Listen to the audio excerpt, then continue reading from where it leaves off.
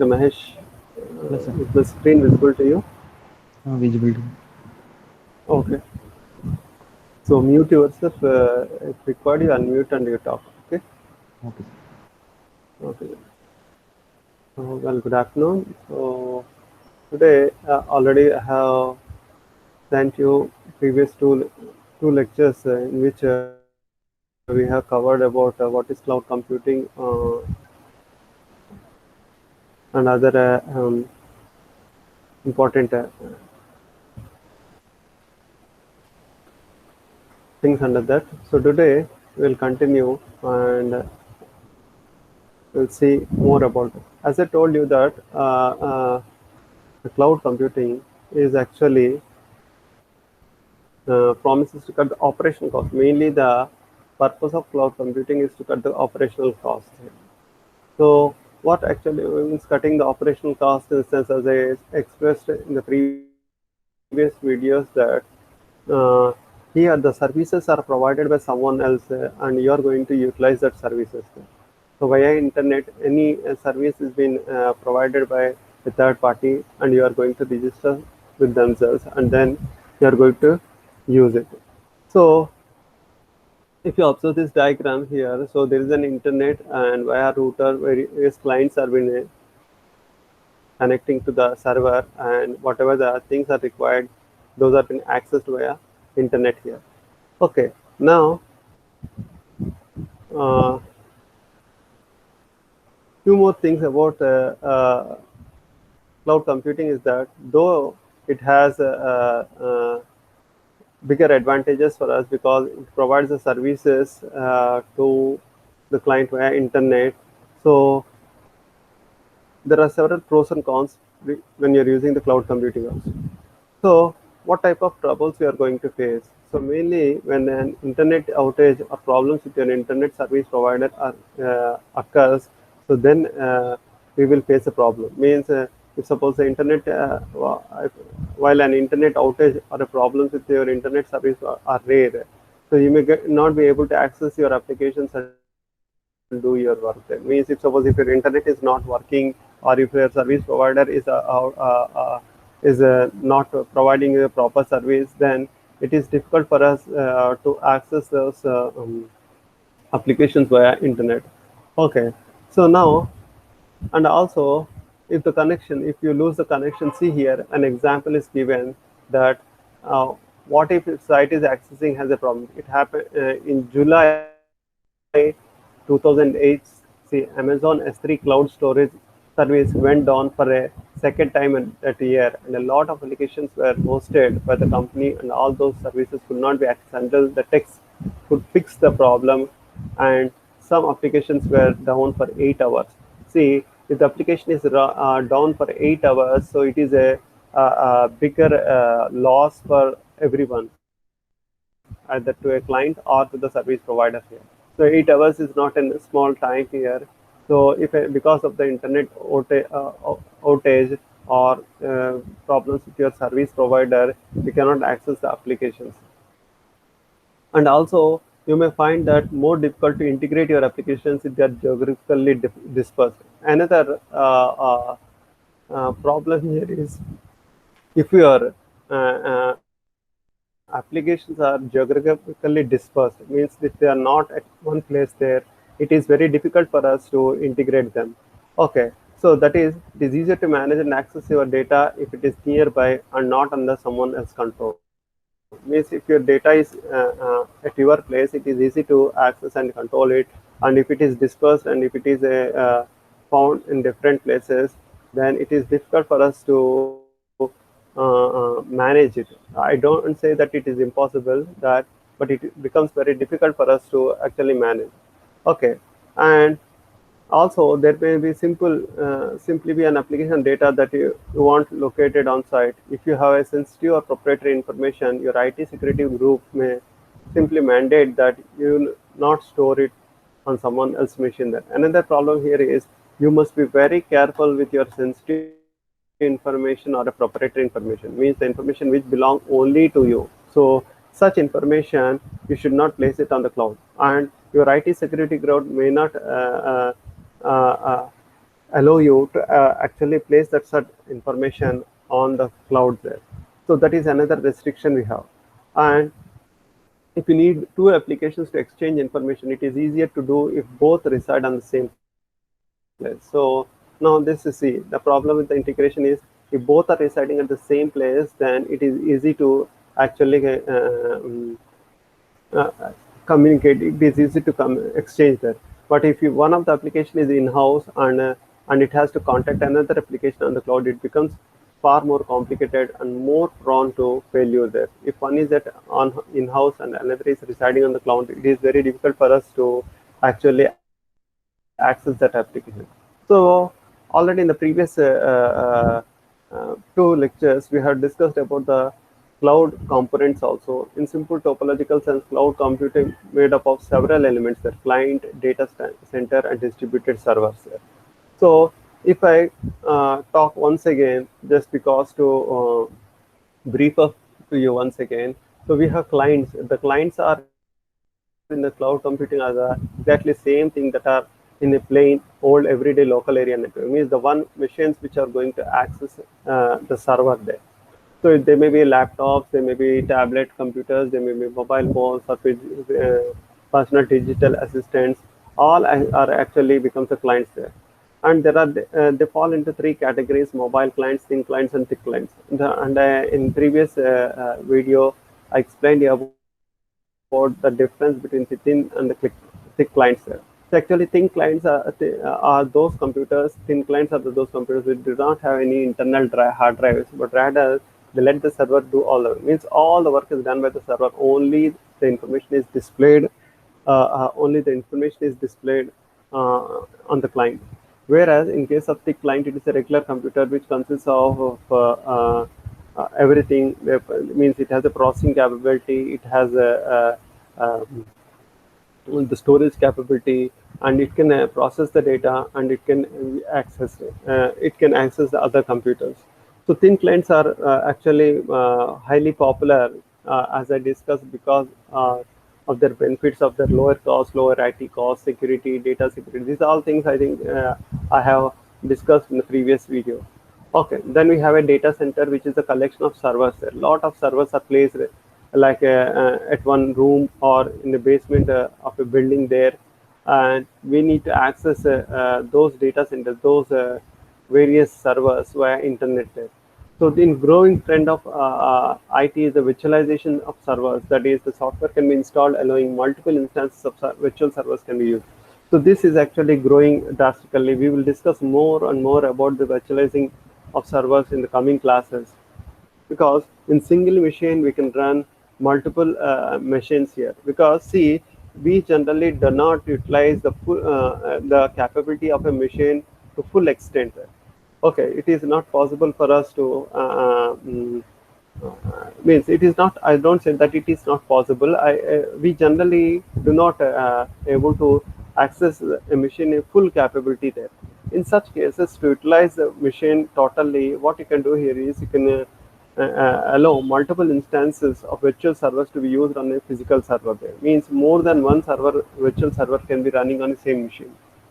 Okay, so in this way, you can have half dozen of virtual servers running on one physical server. Means it is just a figure, half a dozen. So there may be more or less of physical servers which are running on a single machine. And we have a distributed servers which can be hosted in the same location. Often the servers are in geographically disparate locations, but to you, the cloud subscriber, these servers act as if they are humming right one another. So the distributed servers in the means, see here, the entire information is actually distributed in several places here. So it is not in one place. It is actually placed. The work is done in the several places. But to us, we actually think that everything is carried out in our place. So we actually assume that everything is running at one place there. Means మొత్తం అంతా ఒక చోటే జరుగుతుంది అన్న ఒక feeling మనకు వస్తుందండి. కాకపోతే ఏంటంటే అది కంప్లీట్ అప్లికేషన్, కంప్లీట్ రన్నింగ్ అంతా కూడా ఏంటంటే మనకు ఒక చోటే జరగదు. So it may be occurring at different places there. So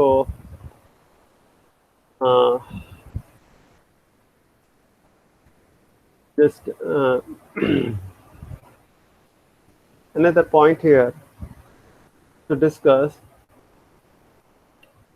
is about its infrastructure. Also, I have discussed about the grid computing. I have discussed about uh, full virtualization and para virtualization also in my previous lectures. Okay, so I am not going through them. So full virtualization, as I told you, it is a technique which in which a complete installation of one machine is run on another. It means a complete machine is running on another machine. The result of the system is in which all software will be running on the server within the virtual machine. So entire software will be running here. Whereas in case of para-virtualization allows multiple operating systems to run on a single hardware there. So single hardware will be there and multiple operating systems will be running there. So we actually have done this in full virtualization. The entire system is emulated BIOS, driver, and so on. But in para-virtualization, its management module operates with an operating system that has been adjusted to work in the virtual machine. See, this we have done earlier. So when I discussed about the, I think OS lab actually, so we have done uh, this on the virtual machine. So on the Windows system, we have installed a virtual machine, VMware. On that, we have installed this Linux, and then we have run the Linux on that machine. So this actually can be done here. Okay. Then we have discussed about the various service models which are required. So just I am referring them. Okay. So this all stuff has been discussed earlier. Virtualization, para-virtualization, and the various services, software as a service. Okay. And see, you are already, as I told you, that already we are the cloud users, that we are actually using already cloud here. So if you are having an email ID, then we are the cloud users. So if you are having using the Google Drive, then we are the cloud users there, because we are storing the information on the cloud and we are accessing it. Now, what are the applications? So the main application of the cloud is storage. This is very interesting thing. Means if someone asks you uh, for what purpose you are using cloud, then immediately the answer comes that we are using cloud for its storage. See, already in Google Drive, see, if you observe that we are uploading all our videos, we are uploading our documents, we are uploading our photographs, etc. Whatever the information is there, we are just dumping it in the Google Drive and we are using. So that's what we need not physically carry on our pen drives here. You're just dumping it on the Google Drive, and whenever it is required, you are just opening your account from wherever you are, in which wherever means you may be in any part of the world. You can just log in to your account, provided if you have an internet, and immediately you can access that information which is been stored. So here, the storage, as I told you, is simply the benefits in line, general benefits of cloud computing here. Okay, now in general, we have the databases. Databases are the repositories for information with the links within the information that help you to make the data reachable there. So databases are actually the repositories, means the places where the data can be stored, and we can provide the links for that information, which may be help for you to make data reachable. See what I am doing. I am recording these lectures, and simply I am storing it in the YouTube. And then you people, when I am providing you the link here, you are accessing that link via that link. You are accessing these videos, and you are able to listen the information. So that's what you can do using the cloud here. That is a database. So your YouTube is a database where you are having several number of videos which are there. You are simply accessing them. And distributed databases like Amazon Simple DP spread information among physical dispersed hardware, but to the client, the information seems to be located at one place there. See, distributed databases are there where the data is dispersed among the various servers there. So you don't know where actually your data is stored. See, you may be sitting in Kakinada, you may be storing the information, and your information may be stored in any part of the world. It may be stored in Europe, or it may be stored in Australia or any African country, or the northern or southern hemispheres there. But you are not aware of that at all. Only thing here is you're just logging in and you are just accessing them. The advantages of such databases is improved availability. If there is a fault in one database system, it will not affect the, it will only it will only affect the one fragment of information, not the entire database. Now, see, this is another very important point, that now if you are having a huge database, okay, huge collection of records are there, then all those records are not stored actually at one place. The parts may be dispersed and they may be stored at different places. So for instance, when you are accessing the database, if suppose one server has come down, then only the fragment of the data, means only that piece of data you are not able to access temporarily, and the remaining database you can work with, still work with the remaining database. And also the improved performance, data is located near the site with a greater demand, and the database systems are parallelized, which allows the load to be balanced among the servers. Means performance may be improved. Means the data is located near the site with the greatest demand, and the database systems are parallelized. Means you can parallelize the database systems, so parallelly they can work there. So where there is a demand, okay, where there is a lot of demand is there, so that data can be actually balanced among the various servers. And the price is also very less expensive to create a network of small computers with the power of one large one. Okay, so it is very less expensive to create a network of small computers. So if you're using small computers, you can easily create a network with the power of one large one. And we have a flexibility. The systems can be changed with the changed and modified without harm to the entire database. So without harming the entire database, you can simply change them. And of course, you have a disadvantages for this also, the complexity here. The database administrators has extra work to do to maintain the system. Means a lot of work is has to be done by the um, database administrators here, and labor costs also increase because of the added complexity here, because number of workers we need. And also security, database fragments must be secured so much the sites hosting them. Right. So both the database fragments need to be secured as well as the sites which are holding, means whatever the systems which are actually storing this data need to be secured along with the data. And integrity, it may be difficult to maintain the integrity of database if it is too complex or the changes too quickly. See, database integrity also, maintaining the database integrity is also very important. If the data is changing rapidly, then also it is very difficult for us to actually maintain the integrity of the data. Means if you are more than one people are accessing, suddenly the data changes. Again, it needs to be updated by at more number of places. And also standards, there are currently no means, of course, one thing you just put in your mind when you are listening these classes, this book is actually written long back. Okay, long back here, around in 2008 or 9, it is being published here. So because of that, it contains only the old information, but more advanced features have been come nowadays. So now it is saying that there are no standards to convert centralized database into cloud solution, but we have a lot of standards nowadays which are available, which can be converted the centralized database into the cloud. Another thing here, the synchronization here allows the content to be refreshed along the multiple devices. Okay, so like you are having some applications, we will discuss about this later on.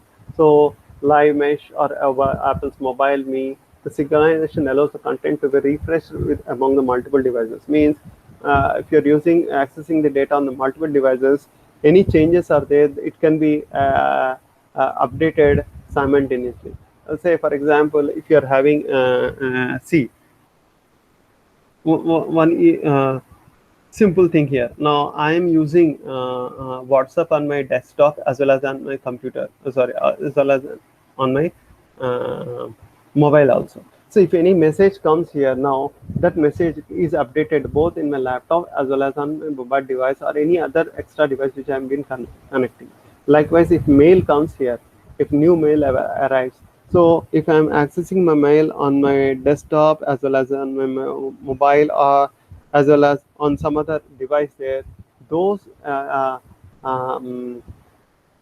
content, that content is actually updated simultaneously on all devices. Means the same synchronization is maintained. So here is an example. If you are having a spreadsheet on your computer, then upload it to the storage. Then the next time you check your PDA, means if you're checking on your personal digital assistant, then the file will be downloaded onto it. So you can download it. And we have a database services.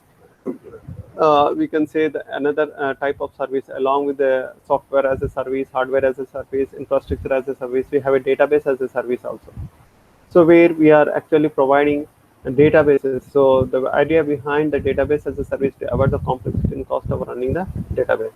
So it can be easy to use. You can use the database easily, so there are no server provisions and no redundant systems to worry about. You do not have to worry about buying, installing, and maintaining hardware for the database. So no need of any special system on a hardware which is available on a system which is available to you. You can easily install, you can maintain and run your database. So no need of extra system there. And also the power, the database isn't housed locally, but that doesn't mean that it is not functional and effective. Depending upon your vendor, you can get custom data validation to ensure accurate information. So you can have and validate information. So because if you're not maintaining the data locally, don't think that it is not functional and effective. Still, it can be functional and effective. So you can get the custom data validations to ensure the accurate information. You can create and manage the database with an ease there. So on a vendor who is providing you, you can create a database and you can maintain the database with an ease there. And integration, the database can be integrated with your other services to provide more value and power. So you can have other available other services which can be used actually, which can be used to actually integrate your data here.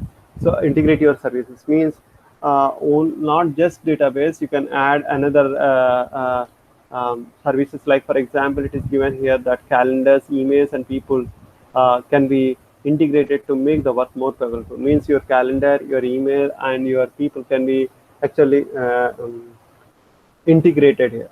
Means different application. Your calendar is a different application, email is a different application, and also you can have the different people who are working there. Still you can integrate with them and you can work. And management, because large databases benefit from the constant funding and optimization. Typically there are expensive resources dedicated to the tasks. We generally, because you are using large means huge databases generally, so expensive resources are dedicated to this. With some databases service offering, this management can provide a part of service for much less expensive. Means to maintain these databases, larger databases, you need to have an dedicated resources. But as a part of this database, as a service offering, so you can provide the service with a less expensive there. The provider will often use offshore labor pools to take the advantage of lower labor costs there. So the provider will use the offshore labor pools there. So who is not working, who is offshore there, he uses those labors for the lowering cost there. Okay. Next is there are number of service providers. You have an MySQL, which is used Microsoft SQL, which is providing the Microsoft SQL service, data service. Okay, we will discuss more about it in the later classes. Okay, and likewise, we have Oracle also, which is actually providing you these services. See, earlier versions of Oracle doesn't have this uh, cloud support, but later services, the Oracle also provided the cloud support. So we'll discuss more about this later on. And we have the intranets and the cloud. The intranets in the cloud, in the sense, internet means it is a network of networks. So we have the network of networks. So number of services, computers, either local or private computers, are being connected. So when it is an intranet in the sense the network is established by a specific organization there, so which is used. So we can generally say that it is private. So you can have the operation, you can have this intranet which can be used by some organizations. There are two main components here: the client and server computing. Servers and the thin or light clients here. Now see here, same type of diagram. We have within clients via switch they are going to convert to the internet. So we have an hypervisor application. Hypervisor means the application which is actually allows two or more virtual machines to run on the same system. Hypervisor is a machine which allows two or more virtual machines to run on the same system there. So we have an applications like VMware. See, we are using VMware in our lab to install the Linux on Windows platform, and we use it. Likewise, we have a Microsoft Hyper-V also, which allows you to virtualize your servers so that the multiple virtual servers can be run on a single virtual server. Okay, and finally, if I talk about in brief here, who are the first movers to the cloud? Who has first moved to the cloud? See, Amazon has moved first to the cloud. Actually, also the Google as well as the Microsoft. So Microsoft means Amazon is one of the first companies to offer the cloud services to the public, and they are very sophisticated. So we have a EC2, the Elastic Compute Cloud, okay, which is providing you the extra CPU cycles. We have the simple storage service, which allows you to store 5 GB of data. Means now more data can be stored. We have simple queue service, okay, which allows the machines to talk to each other. Means by via message passing APIs, the machines can communicate to one another, and we have a simple DB web service for running queries on structured data in the real time. Means you have a database where you can store the data, and you can actually access run the queries on a structured data in the real time. See, why I'm skipping this here somewhat fast is because about all this Elastic EC2, S3, SQS, and Simple DB, again they will be repeated in the later classes, later chapters in more detail. So that's why I'm just simply going on. Okay. Likewise, we have the Google also, which is offering number of services. We have in Google App Engine. Okay, Google offers the online documents and spreadsheets, encourages developers to build the features of those and other online softwares using Google App Engine. So we have a Google App Engine which can be used for developing the various build up various applications. So we can have we can build up the documents as well as in spreadsheets also. Okay. Likewise, we have the Microsoft also, Windows Azure, okay, which can be an operating system that allows organizations to run the Windows applications and store files and data using Microsoft data centers. So we have a cloud computing solution called Windows Azure. It is an operating system which can be used actually. See, Windows Azure, which is a cloud computing operating system which can be used to run the Windows applications, store files and data using Microsoft data centers. Okay, so under Azure, we have several things: Windows Azure, Microsoft SQL services, .NET services, Live services, and SharePoint services. In brief, if I talk about them, so that we can talk about them in detail later on. Windows Azure actually provides services for hosting and management and low-level scalable storage, computing, and networking. In the sense, Windows Azure is actually an operating system which will host the applications. So it provides hosting and management and low-level scalable storage. Okay, with a low cost, we can store the data. We have a computational networking.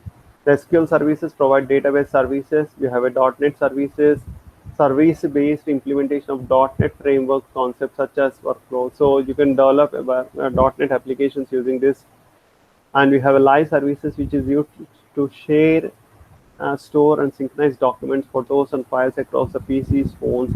So you can have the live services where you can synchronize the documents, you can synchronize the photographs, files across the personal computers, phones, applications here. And we have a SharePoint services and dynamic CRM, the customer relationship management, use it for business content collaboration. So more about this we will be discussing in the coming chapter. So that is all about uh, the introductory part and also the brief things which you are going to learn in the later classes. So, any doubts, Mahesh? No, sir.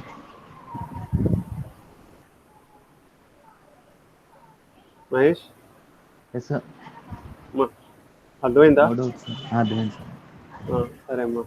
We, thank you.